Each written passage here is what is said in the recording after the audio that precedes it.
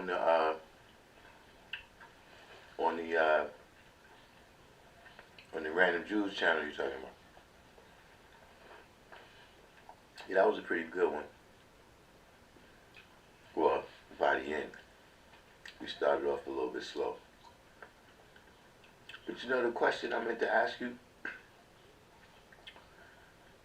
The question I wanted to ask you is, has God ever had smoke with the devil? Like, has that ever, I saw a piece. Has there ever been uh, smoke with God and the devil where, they had to go lightning bolt to lightning bolt?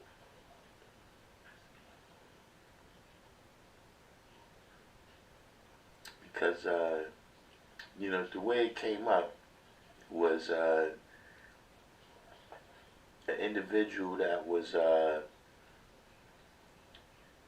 he's Muslim, Muslim, not NOI, but he had a problem with Allah being in my name.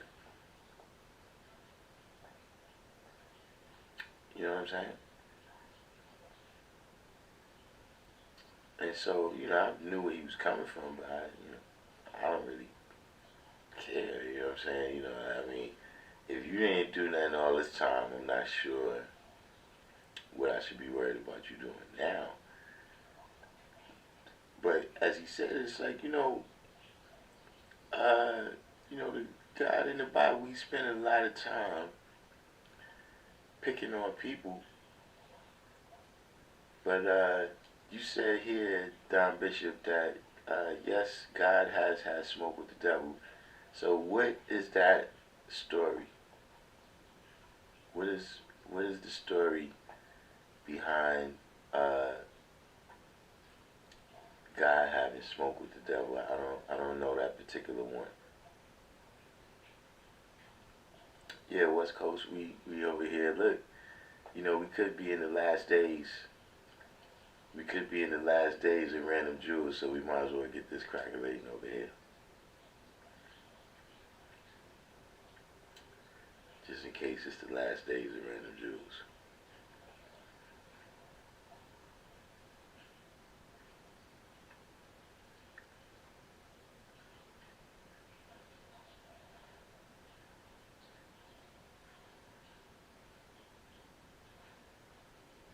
But I saw you said Asar versus Set. Uh, I'm more so speaking from the Abrahamic, but I see what you're saying.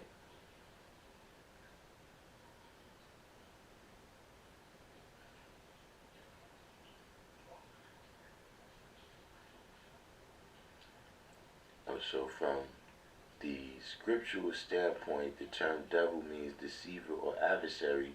So if God has no equal, then the devil is the adversary of man, not God.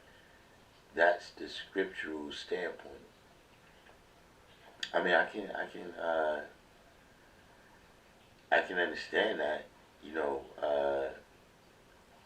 I would still categorize it as him ducking the fade right there because,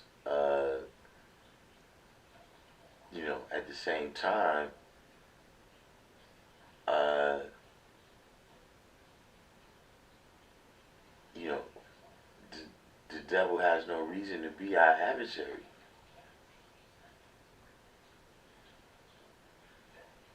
Oh, you was talking about something else, yeah. Yeah, I said, yeah, the devil, he, I've been looking for that story. It doesn't appear it exists. We never see God actually. I'm just saying, like, there's never been a situation where he was just like, that young kid that young girl that you enticed into a life that, you know, now she's caught up in the world and struggling when I had big plans for her. Yeah, we're gonna have to shake over that. Like just one time, like if he's not your equal, then fuck him up.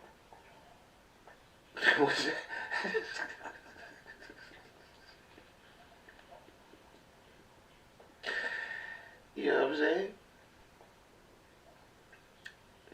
It would stand to reason that before you want to smoke with me over my name,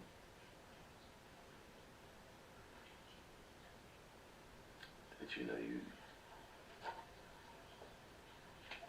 show how much you don't appreciate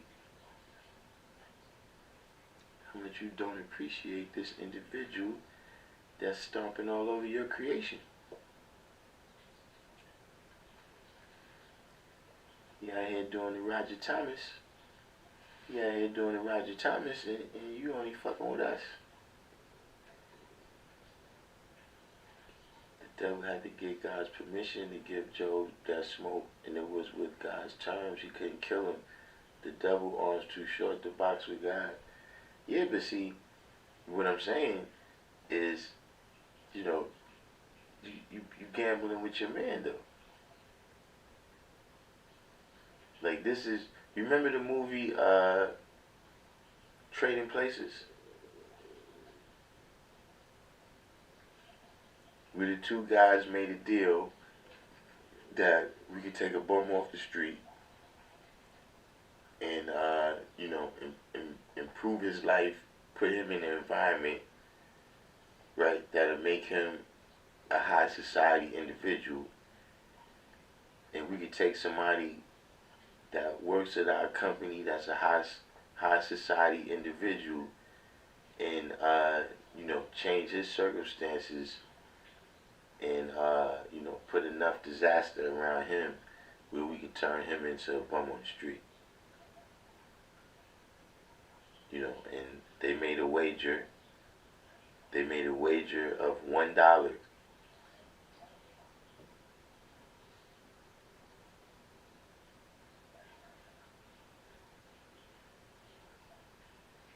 I'm just saying, hey, look, if his arms are too short, fuck him up. I suppose you can't really pray. I suppose you can't really pray for somebody to get fucked up though, huh? Even the devil. There's gotta be a scenario.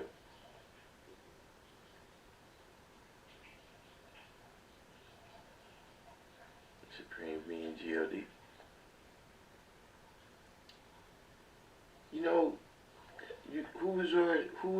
Was anybody well, you said you did the knowledge to the video on the Random Jewels channel tonight.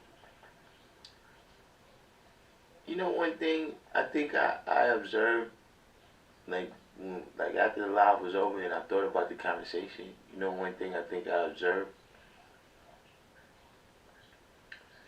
the difference between men that was raised by baby boomer women and men that was raised by Generation X women.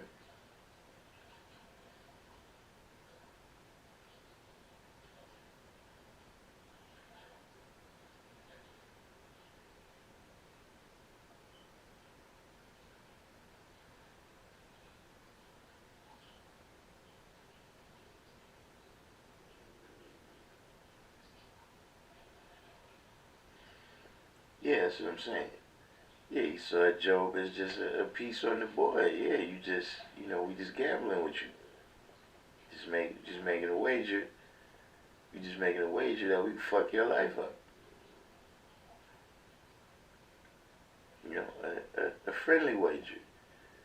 Because remember, they made this deal at the convention. They partying together.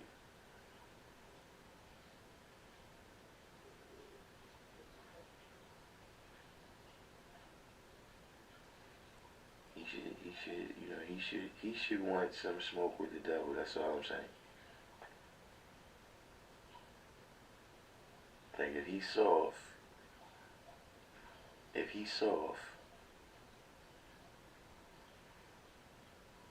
then just fuck him up.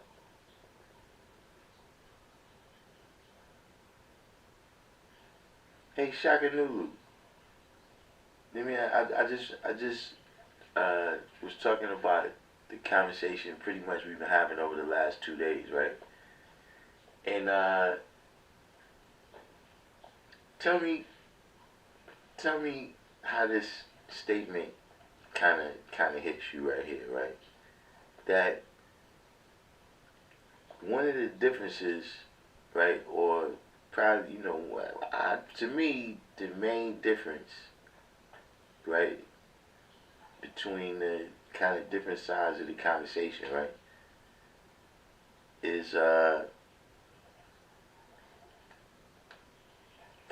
just the difference in mentality of men that was raised by baby boomer women and men that was raised by Generation X women. What do you think of that statement?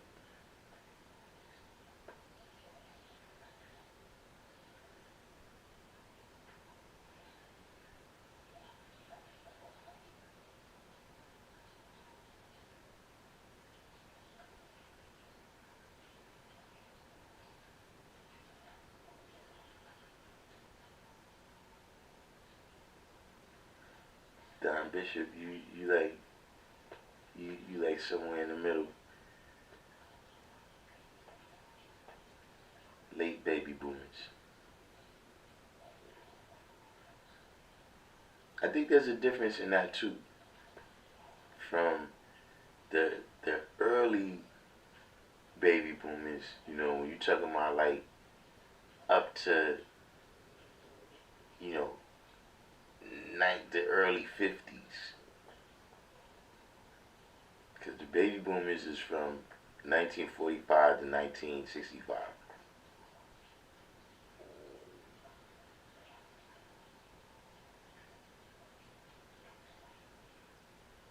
You know, I think one thing, you know, I think to baby boom to men that was raised by baby boomers, like we was raised in an atmosphere where everybody accepted their gender roles.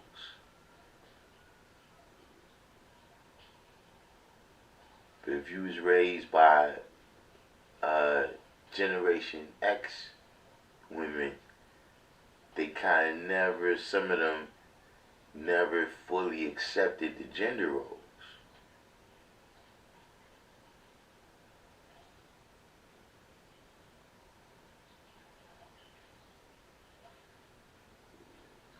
So for us, it's much more defined and not, there's really no toxicity in it. There's things that I think for us, uh,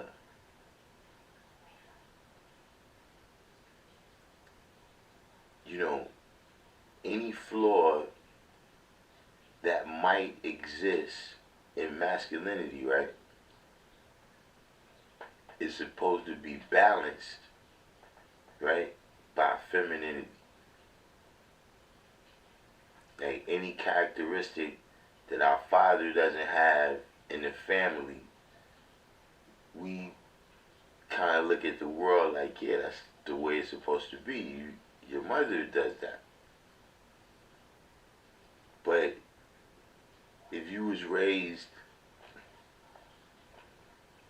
in the atmosphere where femininity and masculinity kind of compete against each other as opposed to complement each other, then, especially when you deal with the aspect of, in a lot of, just outward, things that can be seen with the naked eye, right? That kind of expression, uh, you know, in physical things, men are dominant.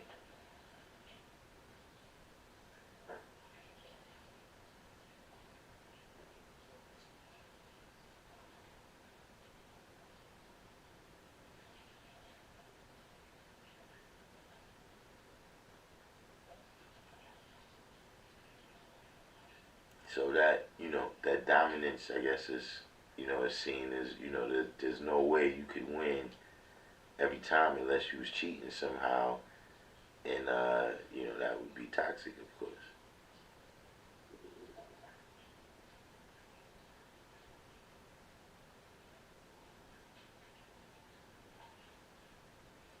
Uh, yeah, I don't know. I'm having a little problems right now with the text app. Uh, I got to see what's going on with that. The last 2 days I sent them out. Today, some people said they got them. Some people said they didn't.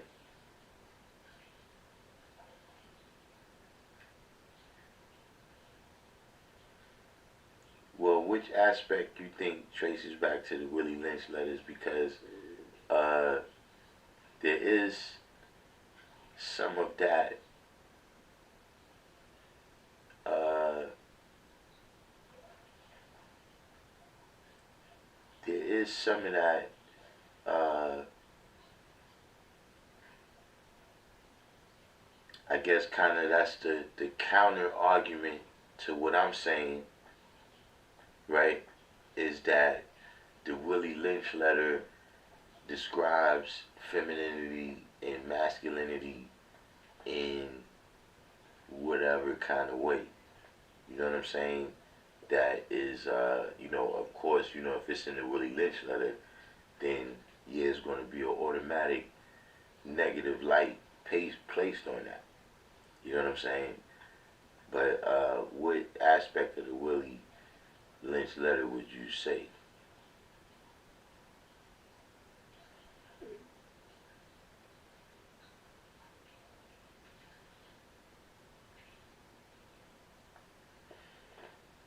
Yeah, not just them saying go get a job, go get an education, and they don't need no man, but they're just uh,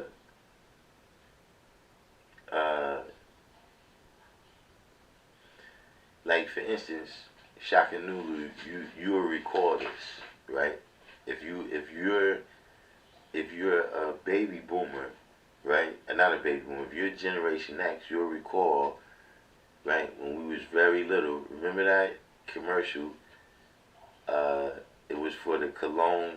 I mean the perfume Ajali. Remember that commercial where the lady was singing, "I could bring home the bacon, fry it up in a pan, and never ever forget who's the man, 'cause I'm a woman." Ajali. Remember that? That was a different kind of mentality on what independence meant and what empowerment meant.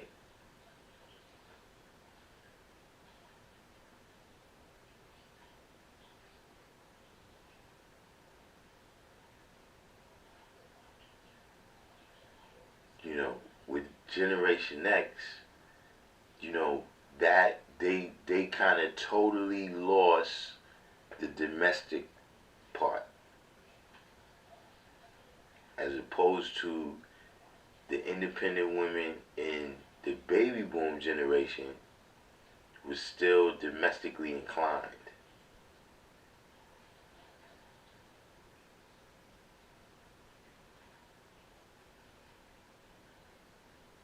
You see, baby boomer women now from the baby boom generation, they can make a pie.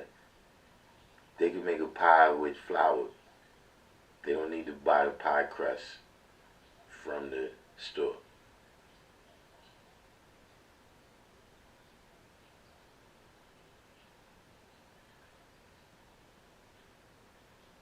Right, Shaka Nulu. That's exactly what I'm saying. It went from that to anything you could do, I could do better.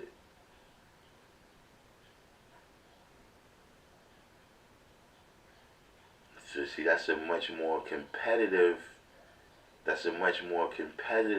mindset. And so when you're growing up with this competitive mindset, you know what I'm saying, between the gender roles, and they're competing with each other instead of complimenting each other, then you're gonna become toxic to each other. You know what I'm saying? Like a person could be your best friend, right? But if if it's point game, if it's point game, y'all running the full court, it's point game, and he's going up for the layup, you're gonna give him a hard foul. If you just out of position, you can't get to the block, you just gonna let him win because that's the homie.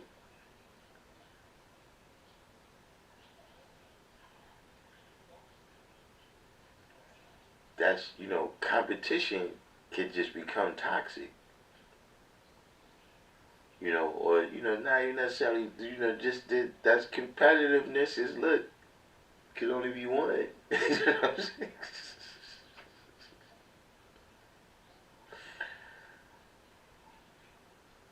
He said the aspect of the Willie Lynch that is the role reversals. Men are now feminine and females are masculine. Is that an aspect of the Willie Lynch letter?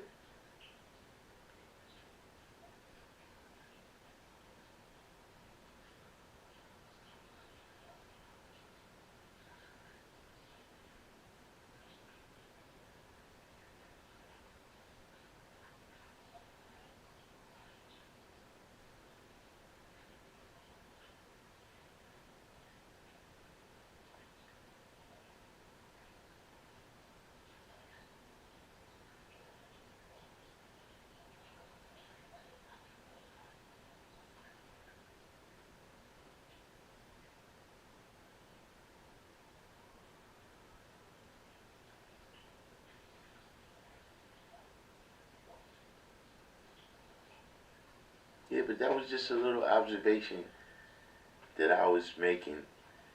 You know what I'm saying? That I think that was a difference there.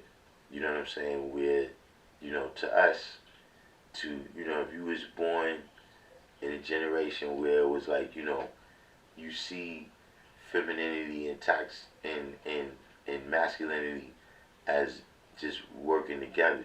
You know what I'm saying? And both of them just have their characteristics where they have things that they strong in and things that they not strong in.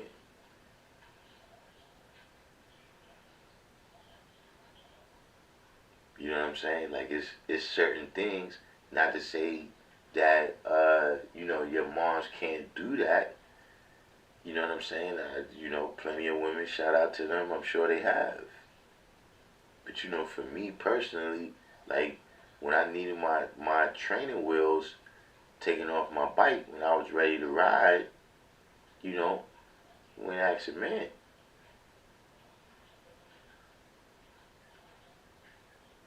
I didn't see it as a shortcoming of my mother or she's toxic because she can't do it. You know what I'm saying? You know, now when I fell down on the bike and scraped myself up, you go to my pops, you go to my mom's.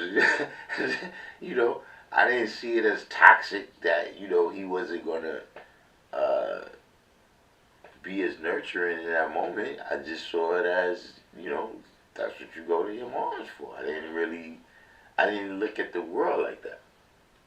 You know what I'm saying? But now it's like, yeah, if you say that well, the man is not going to be as nurturing in that situation, then it's that's toxic, and well, you need to develop that skill. Like, nah, why?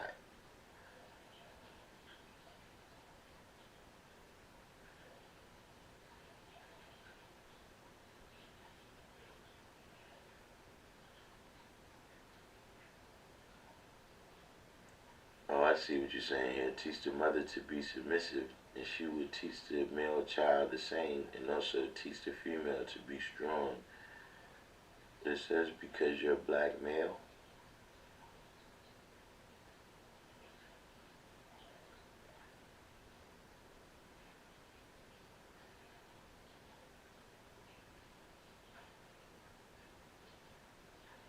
Well,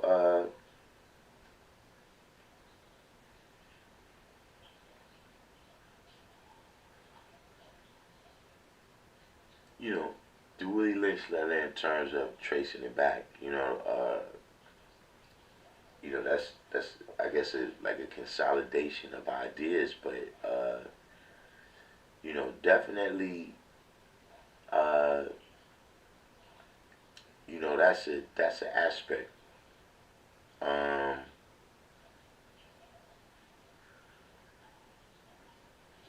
you know, you could just look at the fact that they've done that to uh, other populations that they came in tune with during colonialism and all of that. You know what I'm saying? That's a lot of times what they did is they would figure out, uh, well, what I seen what they did to the Indians, right? The so-called Indians is that they figured out what was the things that they do as a part of their gender role, and they took that away from them.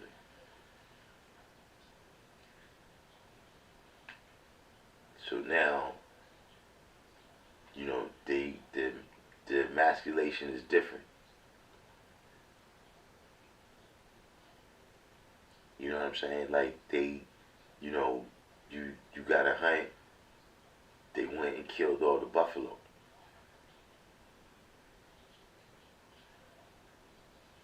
So now that role of the hunter, the man in the family that's gonna provide that is gone.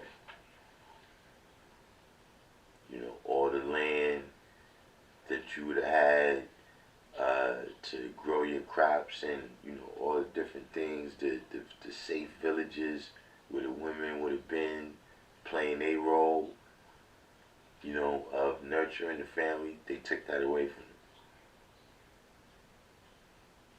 because they couldn't just break down their way of life.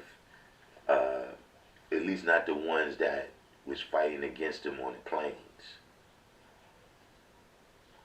See, they break down your way of life with education. So the ones that they was able to force into the re-education schools, right? Whether you talking about the Aboriginals out in Australia, the Indians, I'm talking about in India, in the South Asia, I'm talking about, in the so-called Indians here, is in the us too as black people. It's the once they send you into the indoctrination factory, then they can give you whatever role they want.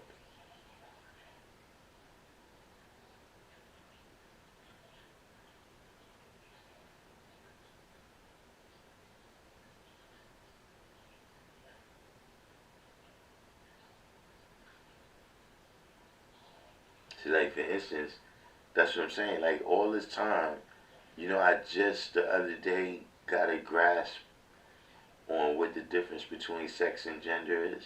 Like I could not, I just couldn't conceive what they were saying. But I think I came to the realization that uh,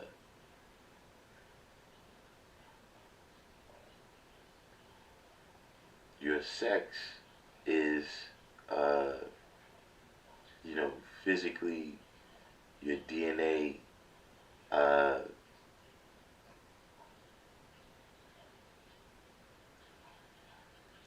prescribes certain characteristics. So that through that you're a man or a woman, right? then your gender, that's your energy.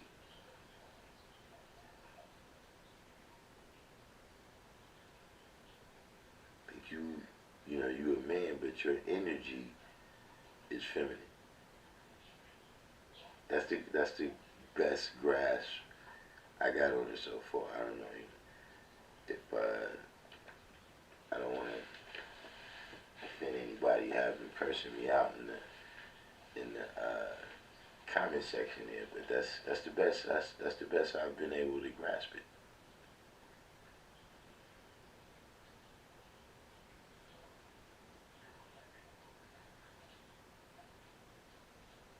Well, the agenda is quite simple. You know what I mean? Is that if you have you know a very small handful of individuals, right, that is getting all the benefit, the last thing they need is strong individuals, mentally or physically, but especially mentally around them.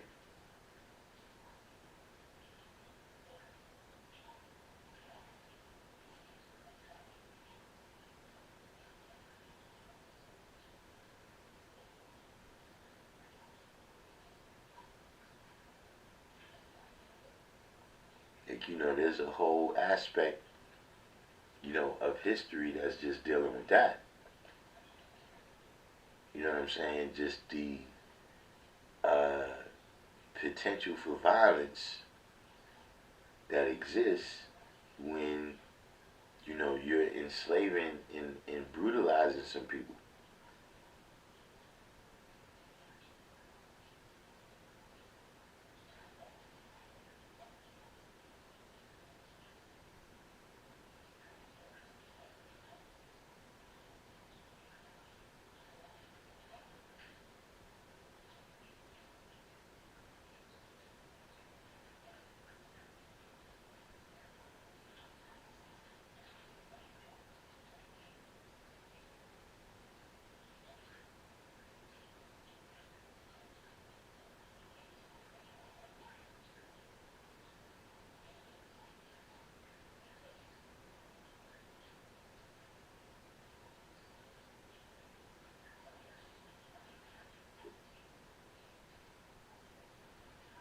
Who knows the true self?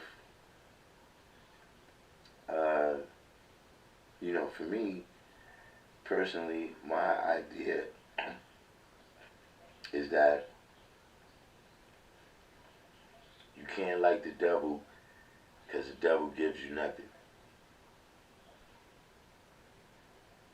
You can for a while, but eventually it's going to become evident that that's nothing, unless you get killed in the process. You know what I'm saying? Vast majority of prostitutes eventually find out that the pimp doesn't have any good intentions for them.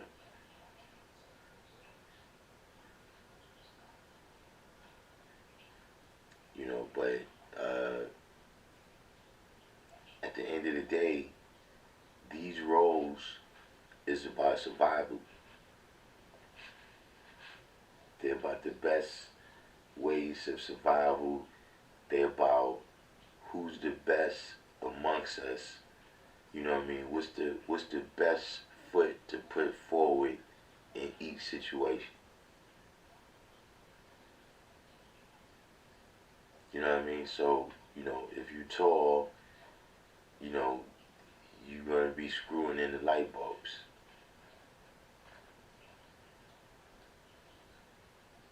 Or like back in the days, uh, when we should be cleaning up the house, right? I used to be the smallest person. So uh, my job was to pick everything up off the floor. Like whatever was like, something that we want that, or if it's like a piece of paper, like some type of garbage, that it's like, yeah, you can pick that up before, I used to have to pick the floor up before it gets swept.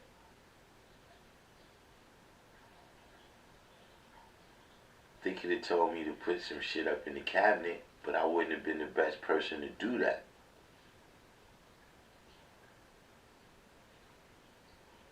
That wouldn't have been the most efficient way for us to survive.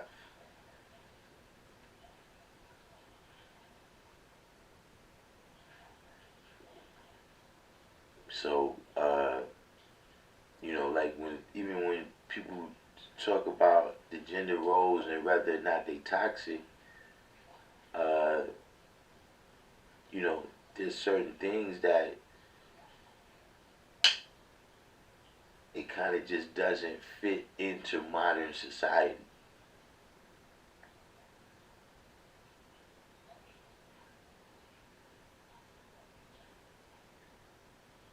Like just the way things is right now.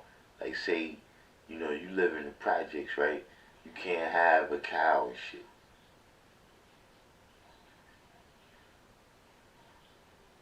Like, I don't know whether or not you eat beef or drink milk, but that's not what I'm talking about. I'm talking about just as a, means of survival. You got this right here for sustenance.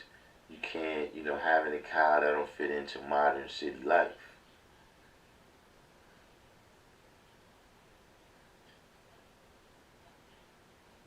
So right now, we live in an atmosphere where it's, militarized police.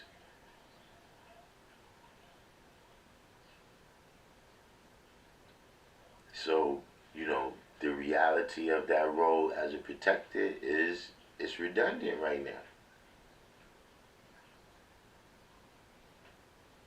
Like I said, people hunt now.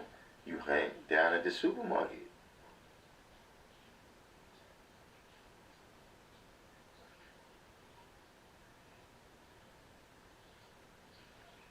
So, you may have certain things that don't, that the modern society has been built in a way that those things, those characteristics is not necessary right now. But, I'm saying that, uh, we see all these shows with the zombie apocalypse type shit, right?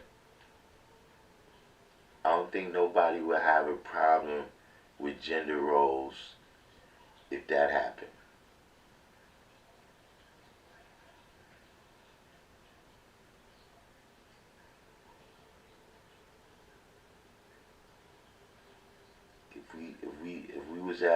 If we was at that level of having to survive, I don't think you would see a whole lot of women saying, well, if you could go fight the zombies, I could go fight them better than you. You know, give me that sword. Give me that sword and watch this black girl magic.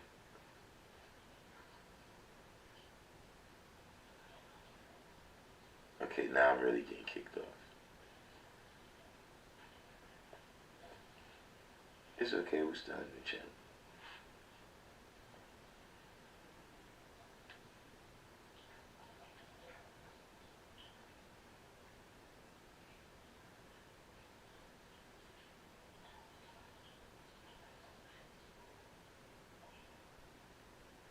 Chief, we was just speaking on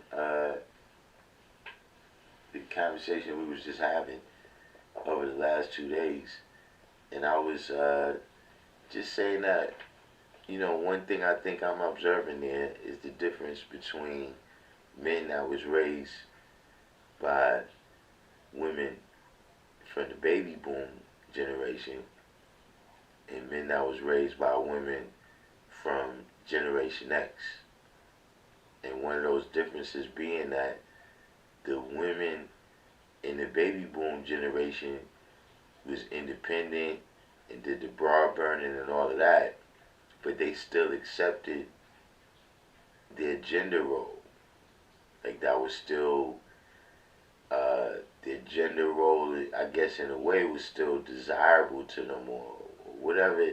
They were still domestics. You know, like we were saying, I was saying earlier.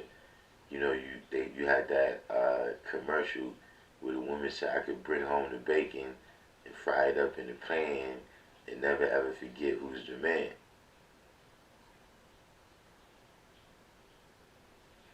You know, to suggest, you know, uh, women from the to women from the Generation X, the knowledge culture degree in the 1 to 14 is offensive.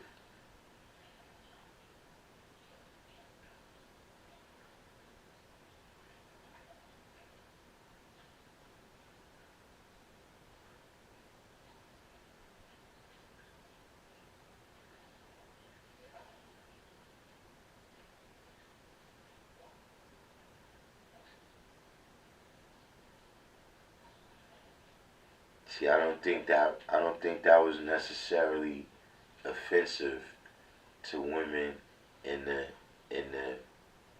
baby boom generation.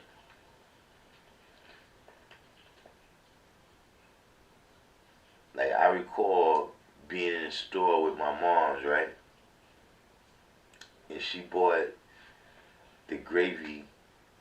She was picking the gravy that you buy, the mix. Like it was whatever she was buying, it was some shit that you make gravy with, right?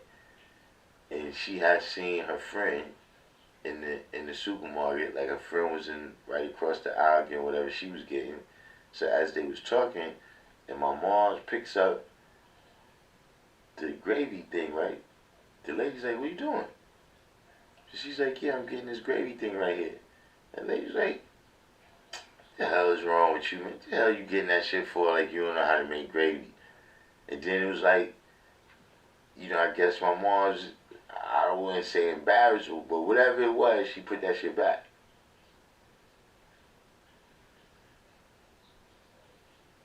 Like that was still a thing for them that, yeah, you could do this. You know what I'm saying? Uh, Generation X, they they strayed away from any type of domestic. I ain't say any type, but I don't know if y'all know. I don't know if y'all can tell. I'm not very very friendly. I'm not very friendly with the women of Generation X.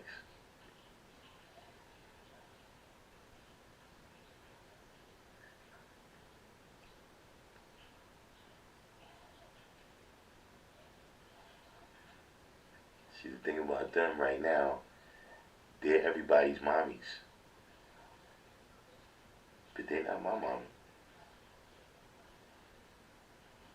I don't play with them not one bit.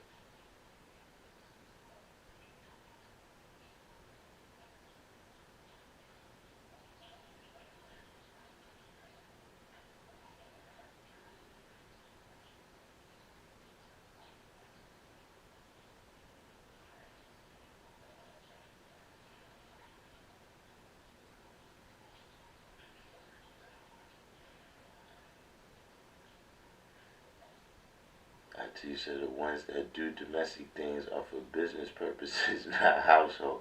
Yeah, you're right about that. They'll go get a cooking show and get some dough, but yeah, yeah. In terms of, really from the domestic standpoint, yes. Shaka Nulu, you like, I guess, man, I guess, wait, is that like regular?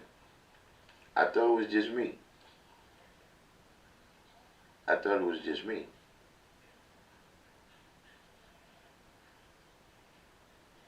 I thought it was just me that wasn't too fond of them. Yeah, right. They don't know how to sew knee patches and Yeah, just all types of things that you come in the house from playing, this is all ripped up, a couple minutes, your mom's got that thing back together.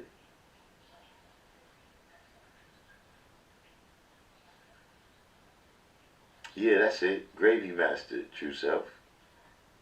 That's what it was. How did you know? Was that your mom at the supermarket?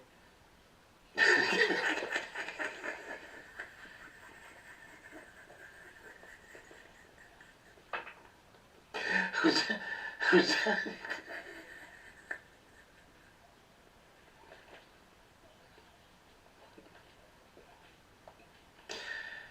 Get out of here.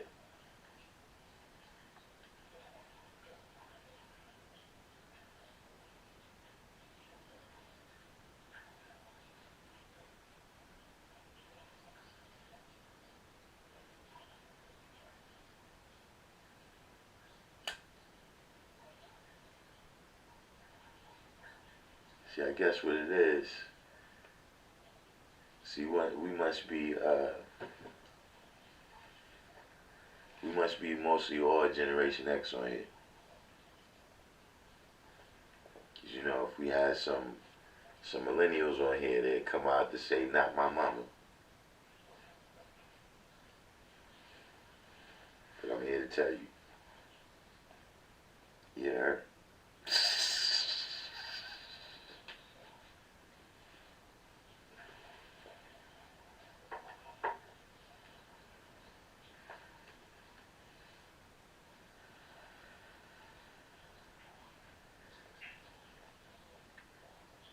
Especially growing up in Cali, those women thought they was your moms. And listen, this, that, yeah, they the original boss bitches. Oh, I forgot. Did I not supposed to say bitches?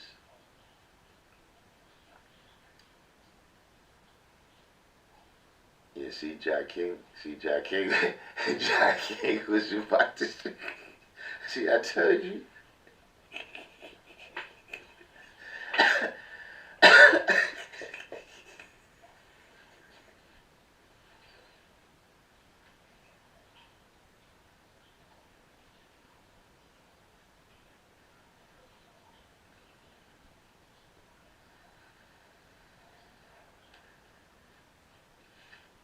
I mean, a lot of it is, you know, our generation played their part. You know what I'm saying? But you know, for the brothers, I mean, we kind of we get smoked constantly.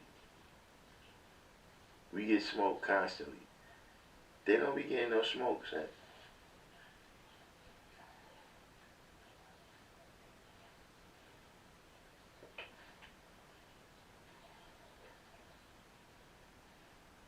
And what it's done, what that has done, is it's caused their like they just cap all the time because don't nobody never call them on it. Just cap, cap, cap, cap, cap, cap, cap.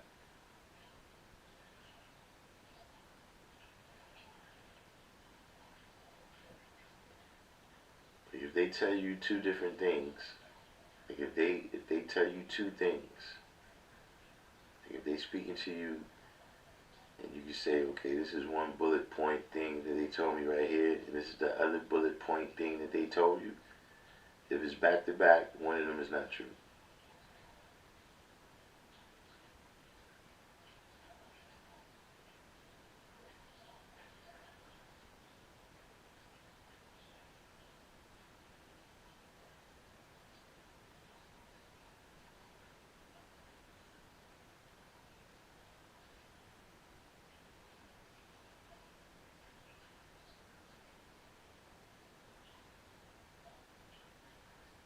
See, for the brothers, I say this: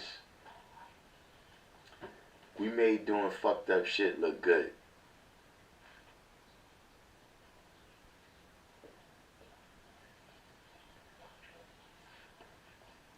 We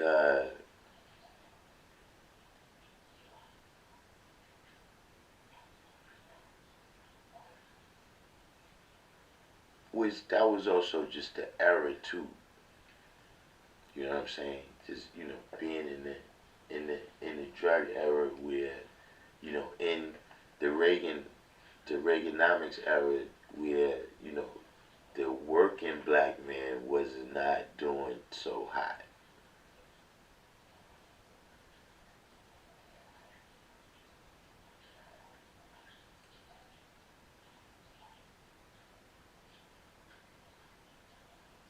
So doing the right thing, doing the right thing, it wasn't looking good, and doing the wrong thing looked real good.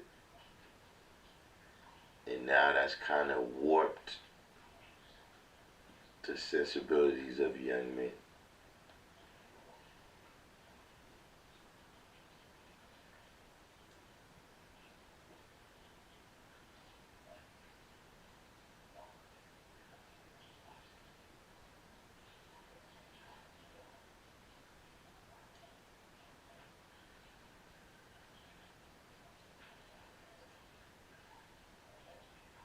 Yeah, see how Chief says Mars never worked a day in her life. Fully domestic, that's what I'm saying. But that's baby boom generation. That's what I'm saying. That was still that was still a thing.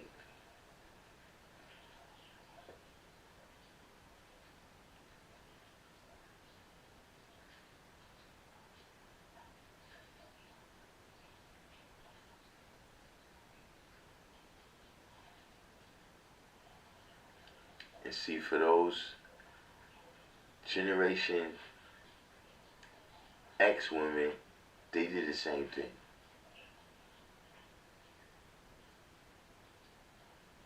They still trying to do it.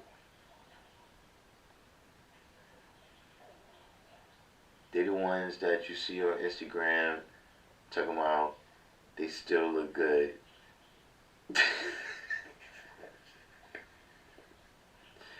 Shit all fucked up, but they still look good.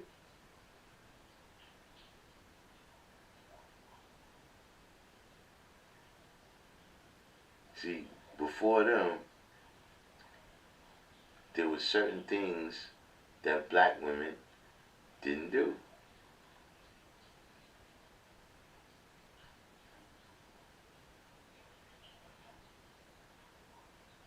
And now we got WAP.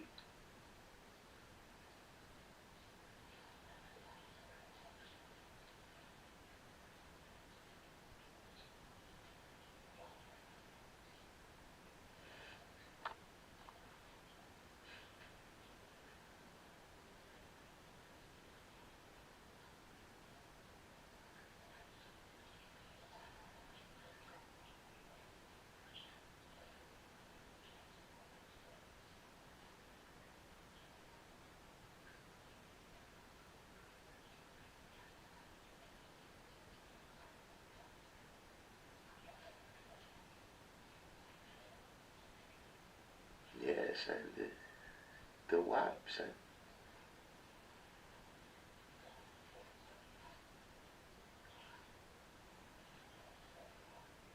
I'm just saying, I don't know.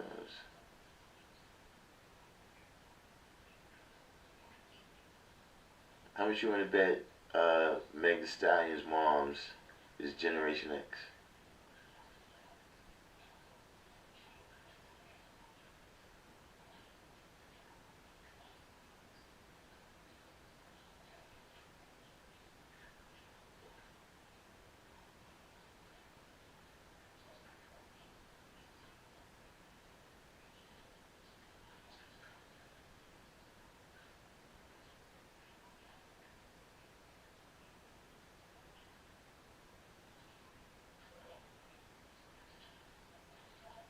Cardi B too? How old's Cardi B?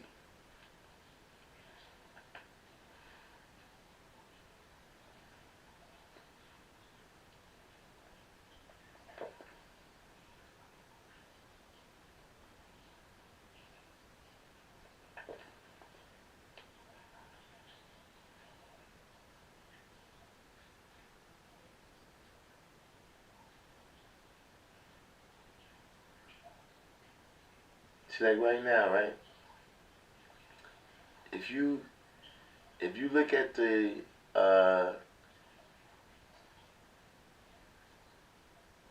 Twitter's top lawyer breaks down in tears during Musk's takeover meeting. Is it that serious? They getting fired?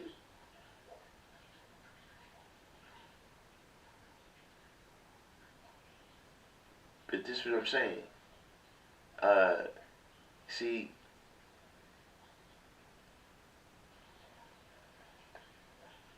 the way you started seeing even little girls dress starting from the 90s. Women from Generation X was never allowed to dress like that.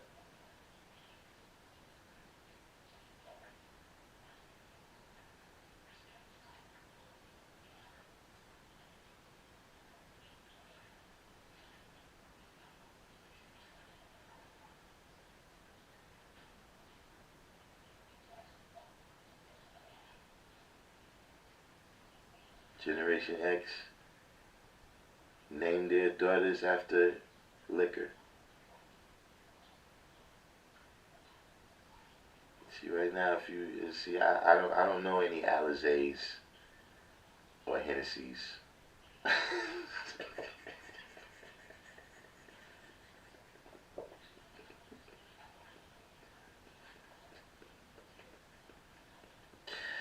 You know, not that I grew up with. I guess I see them.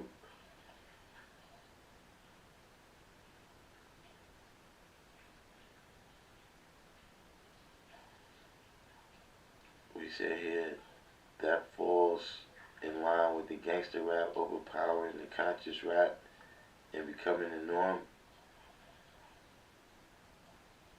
Oh man, we gotta change the subject now. Maya just came here.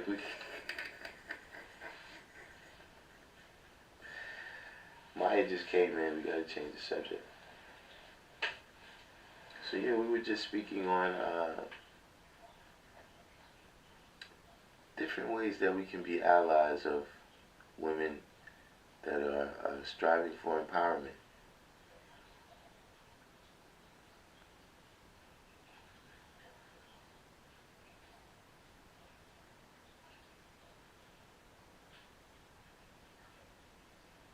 Yeah, you're right. I do remember the Chanels and the Porsches. I do, I do remember the Chanels and the Porsches. You're right.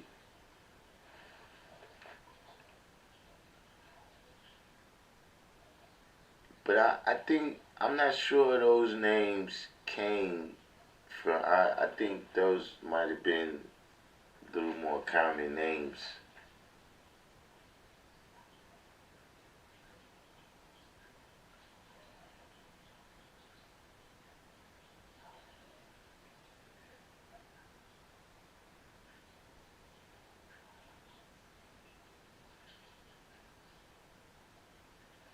Uh,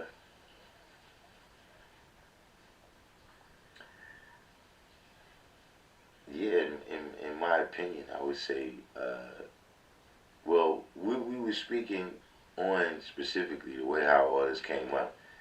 It did, you know, these these people are very negative. So I got caught up in the wrong crowd. But what we were speaking on is how the conversation over the last couple of days, right? Uh, just when I thought about it, when I got off the live, right? Uh, hold on a second, let me see something. Alright, we pretty good. When I got off the live, right? I was thinking that one of the factors in the conversation over the last 2 days has been that the difference between men that was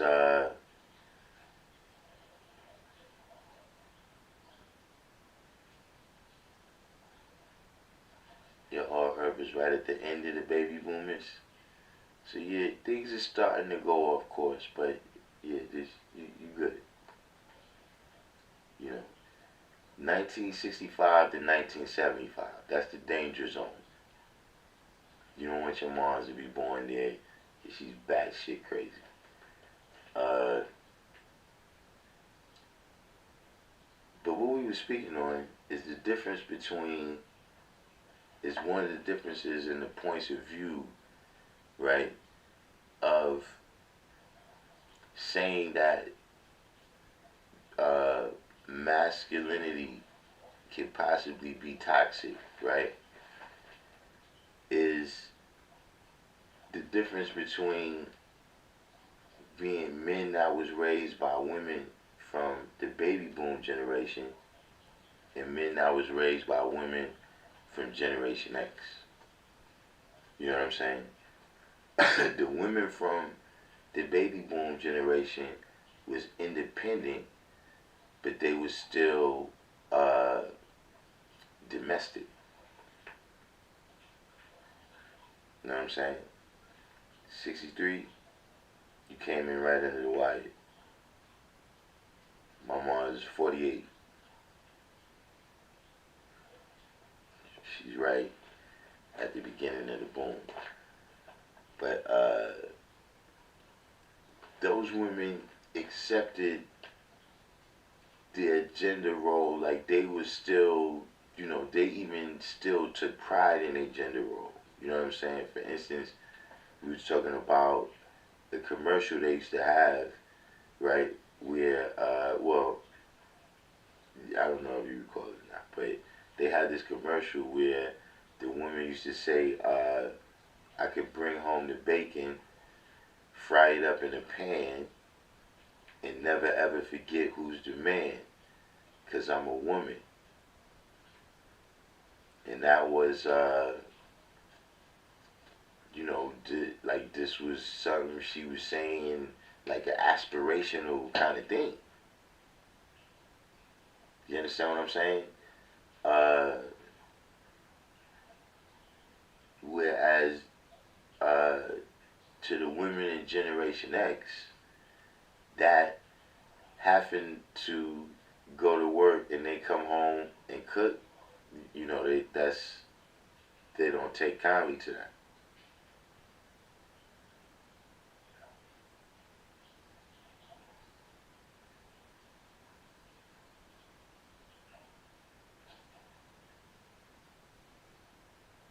Yeah, pretty much.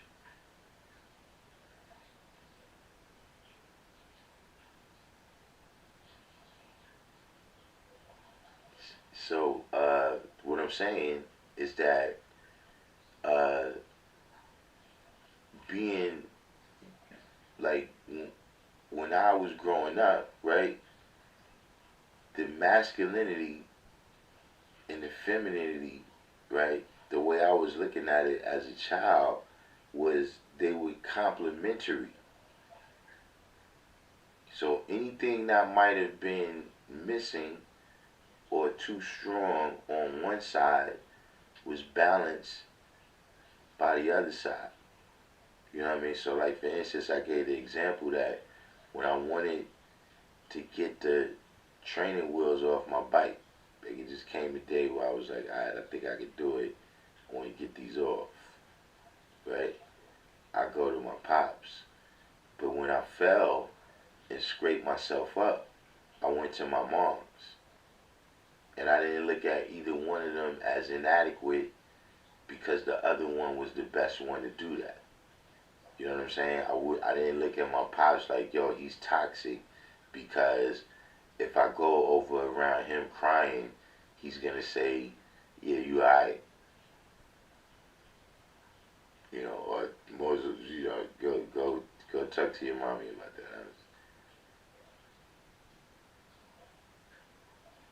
You know what I'm saying? Whereas if you was raised where the masculinity and the femininity kind of compete. You know what I'm saying? Where, you know, somebody brought up how, you know, if you was raised, you know, that when I said that You know, I could bring home the bacon, fry it up in the pan. You hear that from the baby boom generation, from Generation X, you would hear anything you can do, I can do better.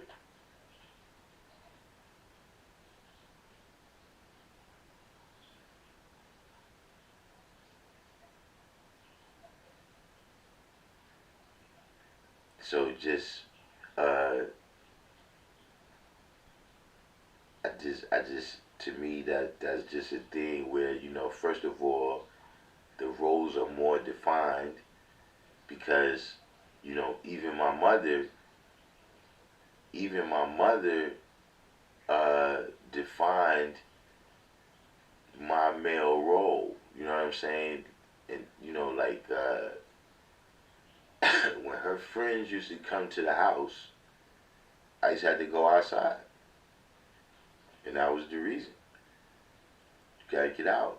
There's too many women in here, and you don't need to be picking up what we do.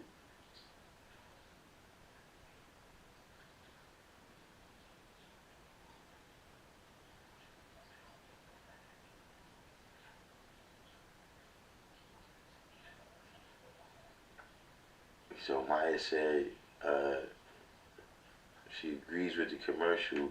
My female friends and I get into arguments about this. I mean, yes, that's what I'm saying. It's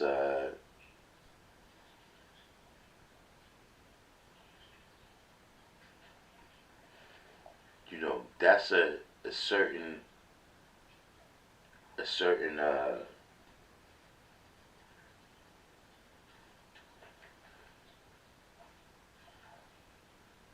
you know,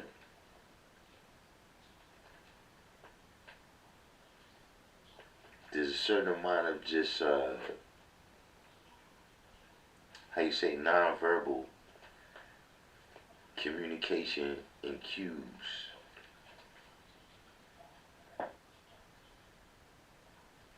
You know what I'm saying? And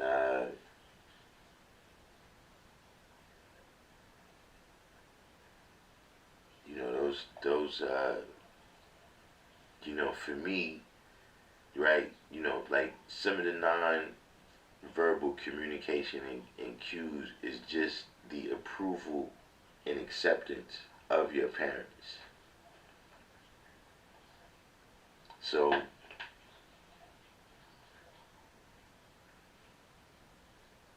the non-verbal cues I got, right, was to, you know, be a man. You know what I'm saying? You know what I mean? You know, but if the non-verbal cues you getting is different or they confusing, then uh, you know, like to me, I'm just not susceptible. I'm not. This something that will never, even if you explain it to me and I understand it from an intellectual level, right? I still will never understand what people are saying is toxic masculinity.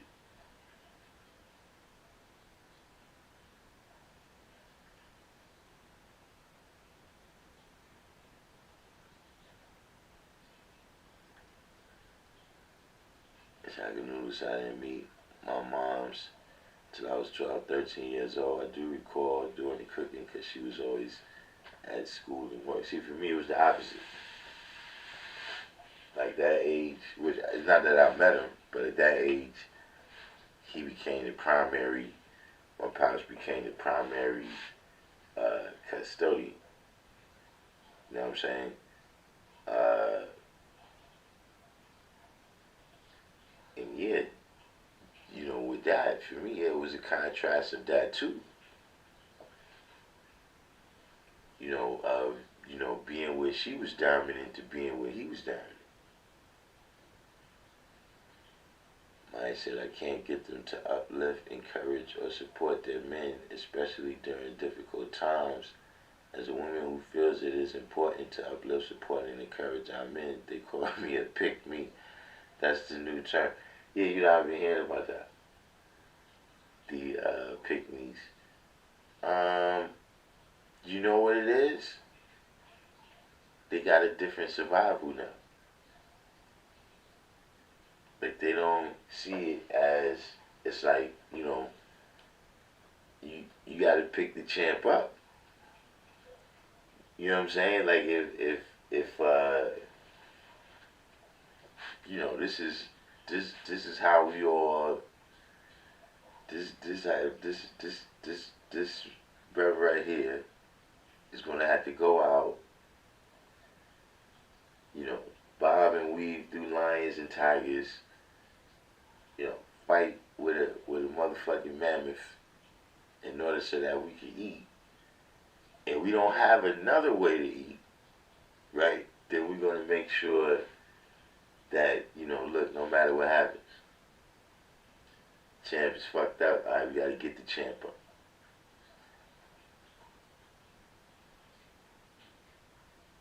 But that's the real deal. You know what I'm saying? Like I said it before, I say it again.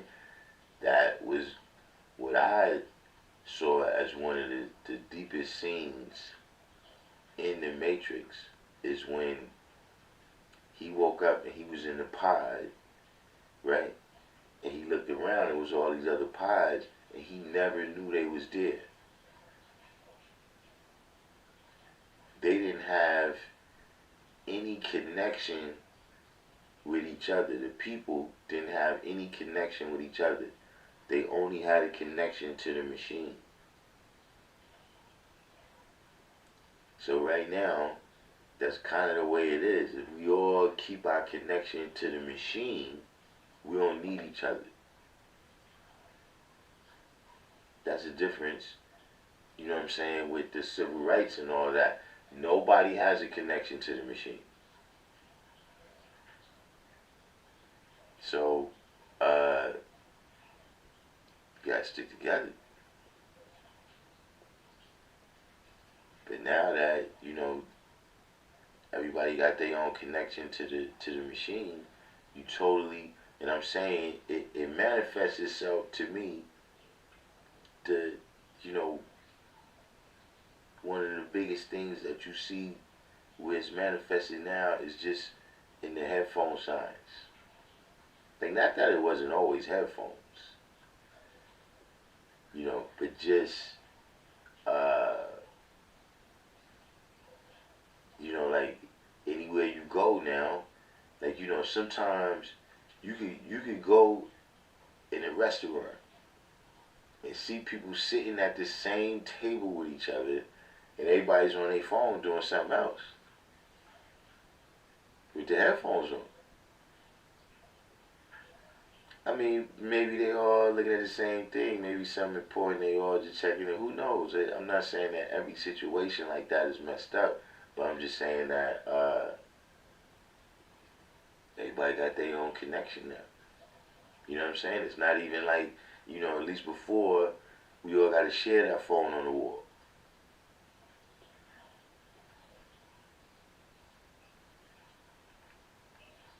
So, got somebody calling me at that time, you know what I'm saying? Get off the phone. Yo, you've been on the phone this long, I need to make a call, man.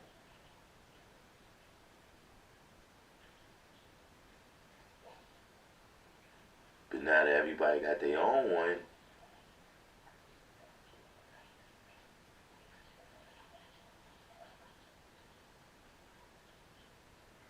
they have made it a negative thing to help men. Well, they got the divestment movement. That is crazy. There's it's like there's black women that saying they want to divest from the black community. You have it. There's like, say for instance, when George Floyd, uh, when the George Floyd situation was going on, right? You have black women that say they not marching for George Floyd because men never march for women.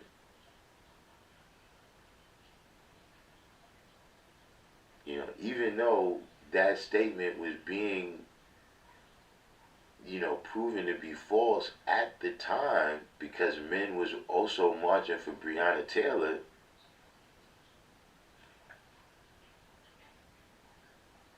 That that that idea is out there. That that idea really exists.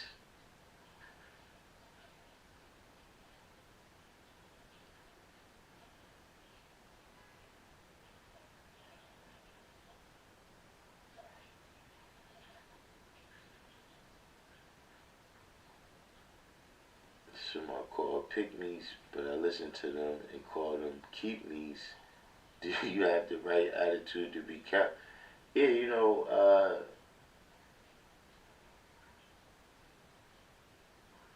that's another thing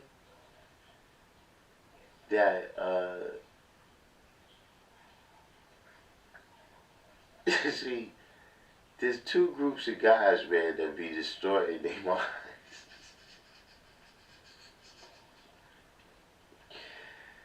First of all, you got I'm not sure what the male pygmies is called, but you got the male pygmies. The Will Smiths of the world. You know what I'm saying?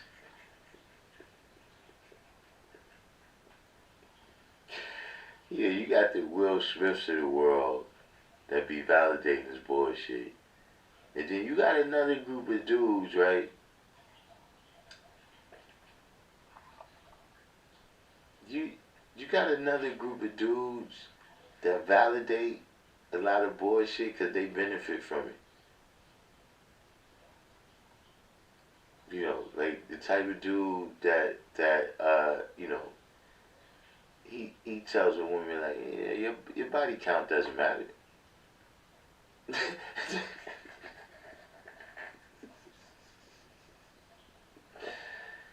Why should your body count matter?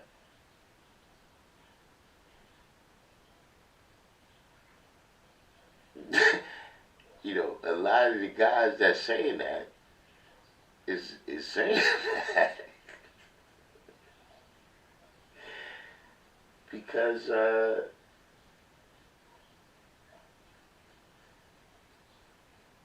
it increases it increases the potential for an immediate encounter.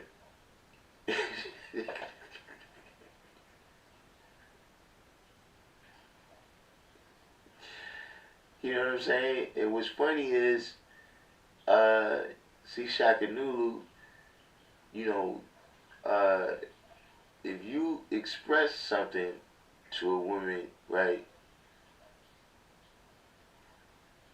you know, she will use those two individuals as kind of an example.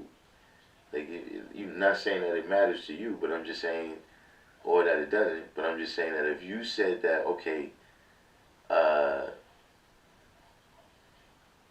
that, that matters, then they would say, well, nah, it doesn't, this dude said it doesn't matter, and that guy says it does matter. So, it's especially now that you got social media.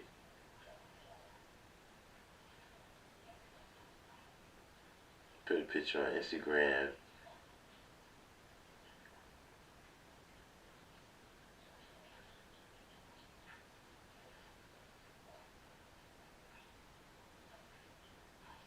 People no longer have the ability to keep the conversation going. Yeah, I seen that. Like when I be listening to Clubhouse, you know, uh, I've heard females say that they would rather like get to know a person like through text and stuff like that. Maybe FaceTime. And that's to me, it's like you want a barrier between that communication and shit.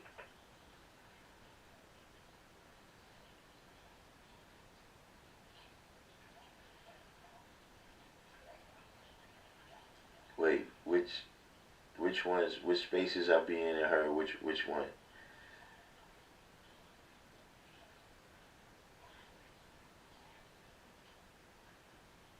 You see me, you know,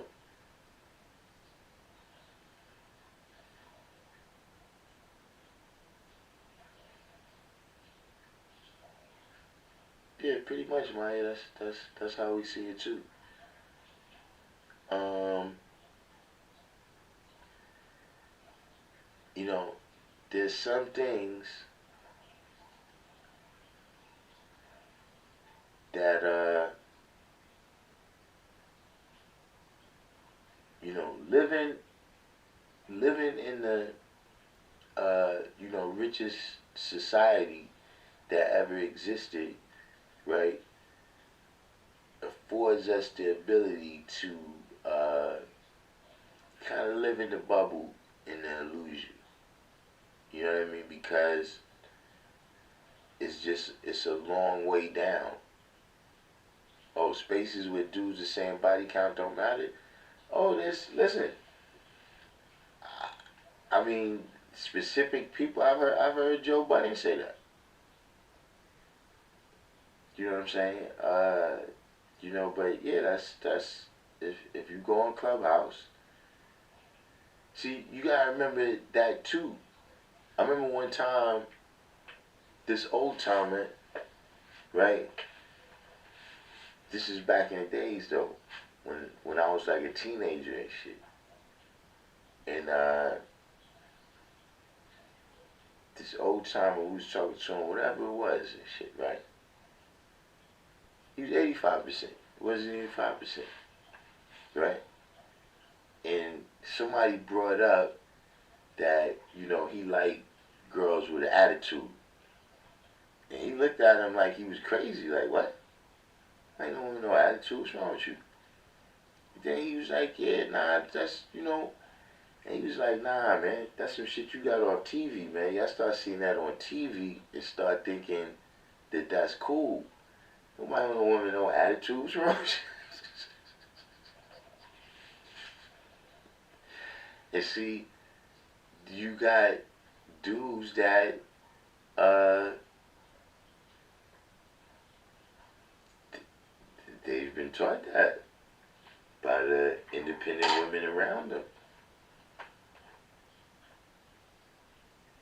Now I think that is a problem. I think that is something that it's like, yeah, you can have an idea. It's kind of like right now, right? If you tell me that chitlins is ice cream,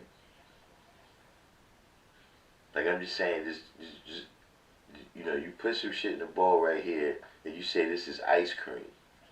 So mentally, right,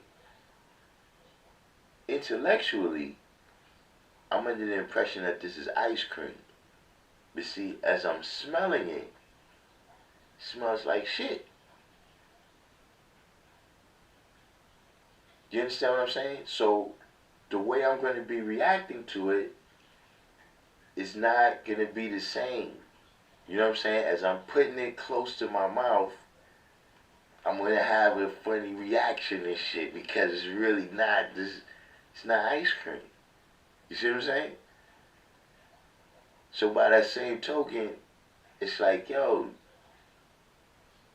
dude don't know what it is that bothers him about this situation.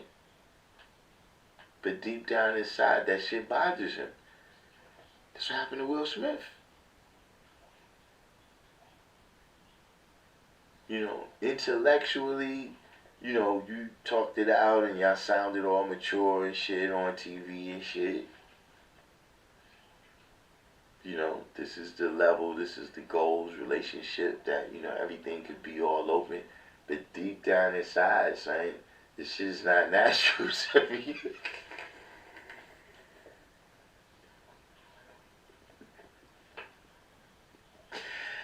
Deep down inside, it's not natural, say, for you to, go on TV and have your wife make you admit that it's your fault. It's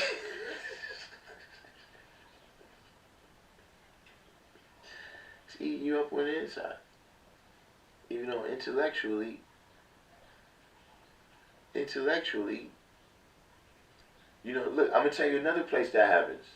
That is why you have all those professional women with drug dealers and criminals. Because intellectually, right, this guy checks all the boxes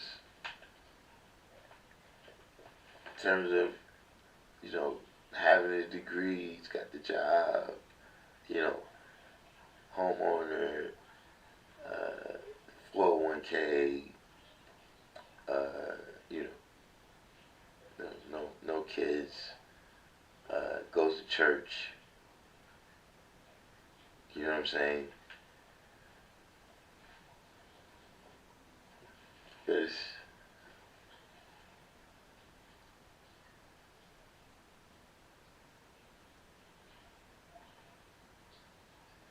it's not, look, it's that, we could go back to that same relationship. That's why Jada, yeah, intellectually, there's no reason why I shouldn't like Will.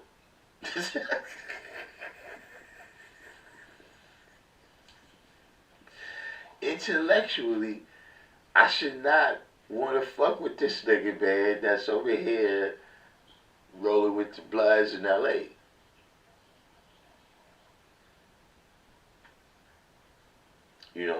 I'm on TV. I got a TV show here, different world. Why should I be fucking with this nigga that's getting shot up? But we still just got stuff that's natural to us and stuff that's not.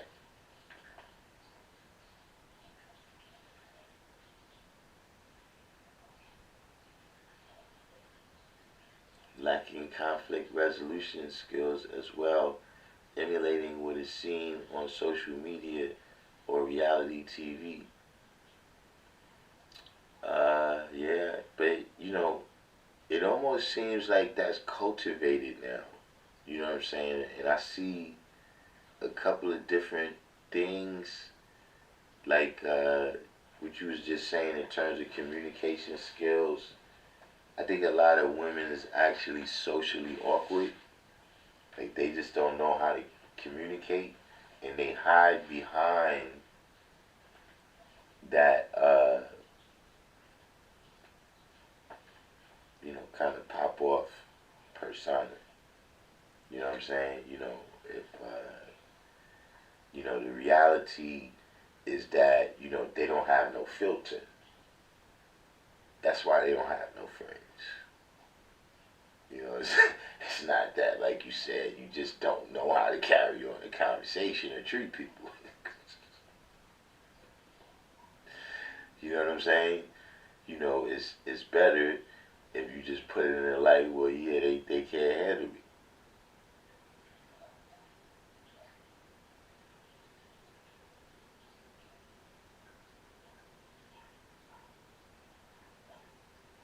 But, what I find, and I've found this over the years, right, is that there is some level of,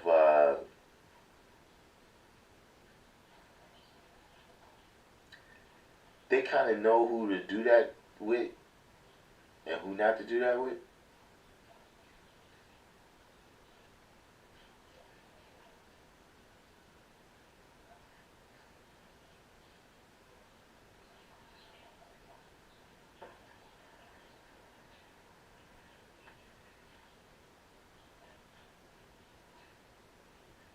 They kind of know who they can pop off at, you know, and who they can say something to keep it pushing.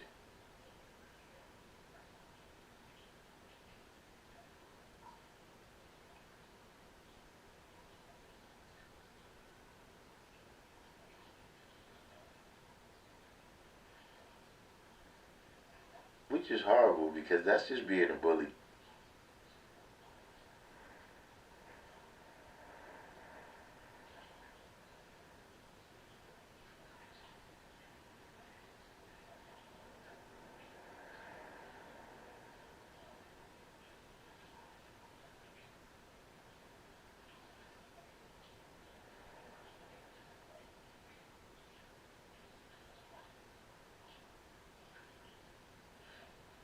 That's another thing that when I say it, a lot of times people, you know. But listen, it doesn't matter what the reason is that you don't want to retaliate on me. They, if I bully you, right, it's not necessarily that I can beat you up. Like if I take your lunch money, I'm talking about old school bullying, right? I might. The reason you scared of me could be because I'm in a gang. You might know you could beat me, but if you try that, what's gonna happen? So that's what I'm saying. Necessarily the physical power, right? Going back even in what they call in toxic masculinity, right? Is just the physical strength difference, right? If I won't hit you because of the social, uh, the social standards, right? And the criminal justice standards, right? If that's the reason I won't hit you, but you're doing the thing that sparks violence. Like that's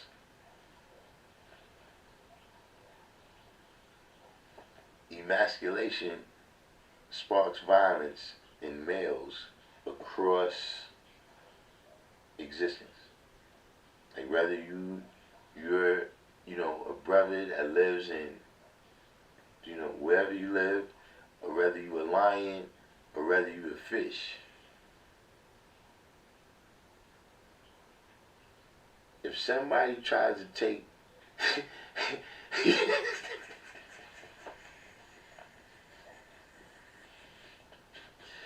somebody tries to take you back, take you down from just you know like this general. This is I'm a man, and this is what I do as a man, and these are the things that belong to me as a man. If somebody messes with that, violence is the response to that.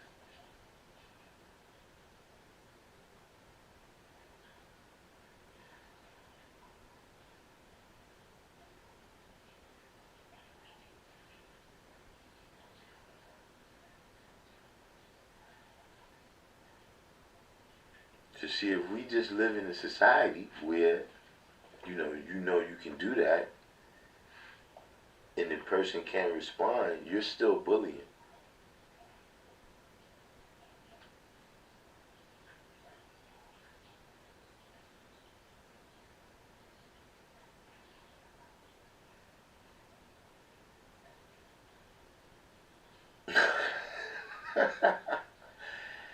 Shaka Dude say he still got to break it down.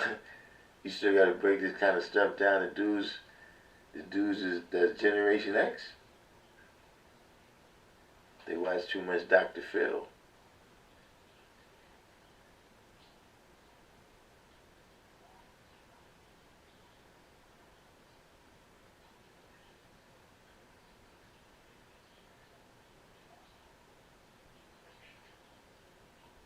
Submissive? Nah, you can't. Yeah, submissive. That's another.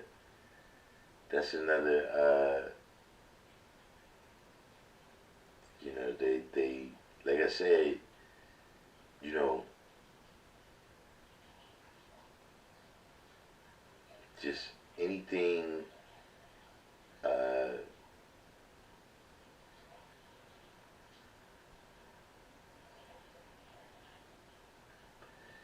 anything that's not about engaging with the matrix, you know, on the same level is, yeah, that's looked at as disrespectful to them. Who knows? But what do you mean by, oh man, we down to 2%, we down to 2% battery, so we go ahead and let this rock out. We go ahead and let that 2% rock out. But in the meantime, shout out to everybody that checked it out. Like I said, we gotta keep it hot over here now, just in case. we end up losing over there on, you know, we talking very loose now on the Random Jews channel. Let's just hope it lasts another day.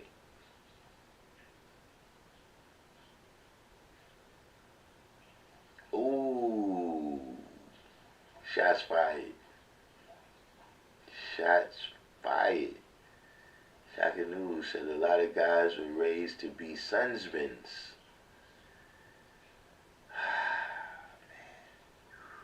Shots fired, shots fired. I gotta say, I've seen that. I have seen that.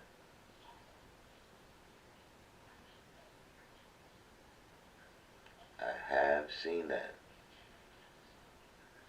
And you know what's wild about that? Is that those sonsmen, uh, like once you're a sonsman,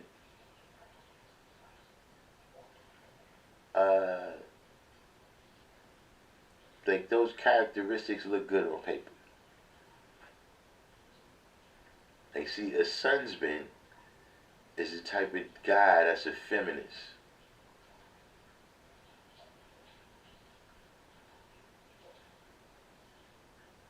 But look, I even seen articles, right? I was reading the paper, I seen an article where they was like, yo, these male feminists, man, they gotta go.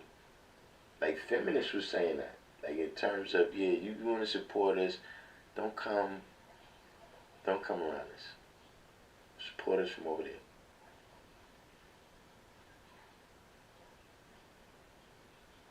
My mother always told me niggas ain't shit as a child and teenager. It wasn't until I learned about the breakdown of the black family that I changed my mindset. Yeah, I mean,